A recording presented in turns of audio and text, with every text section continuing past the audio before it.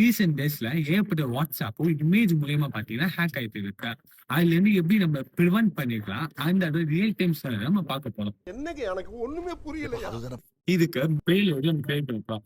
அந்த பேலோட இமேஜ் பேக்கெல்லாம் நம்ம இன்ஜெக்ட் பண்ணிட்டு நம்ம டாலர் பீப்புளுக்கு வாட்ஸ்அப் டெலிகிராம் மூலியமா அவங்களுக்கு சென்ட் பண்ணிட்டா அவங்களுக்கு ஹோல் சிஸ்டம் பண்ணி நம்மளுக்கு காம்ப்ரமைஸ் ஆயிடும்.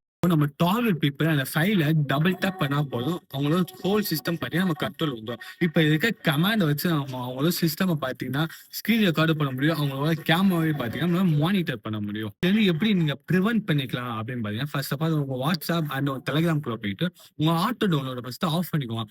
ஆஃப் பண்ணதுக்கு அப்புறம் அண்ட் நீங்க வந்து உங்களோட அன்ஆத்தரைஸ் பர்சன் உங்களுக்கு தெரியாத பர்சன் வந்து ஒரு ஃபைல் ஜஸ்ட் ஒரு இமேஜை சென்ட் பண்ணா உங்களால வாட்ஸ்அப் ஹேக் பண்ண முடியாது, உங்களோட டெலிகிராமே ஹேக் பண்ண முடியாது, உங்க சிஸ்டமே ஹேக் பண்ண முடியாது.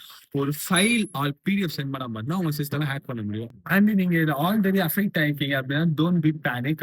நீங்க எது தேர்ட் பார்ட்டி ஸ்கேனர்ஸ் ஆன்டிவைரஸா ஏற்றது எந்த அவசியம் இல்லை. உங்க மொபைலே பார்த்தா இன்பில்ட்டா செக்யூரிட்டி ஸ்கேனர்னு சொல்லிட்டு ஒரு அப்ளிகேஷன் இருக்கும். அதுல போயிட்டு நீங்க ஸ்கேன் பண்ணி ஆட்டோமேட்டிக்கா உங்களுக்கு ஷோ ஆஃப் பண்ணிக்க அதை டெலீட் பண்ணா மட்டும் போதும்.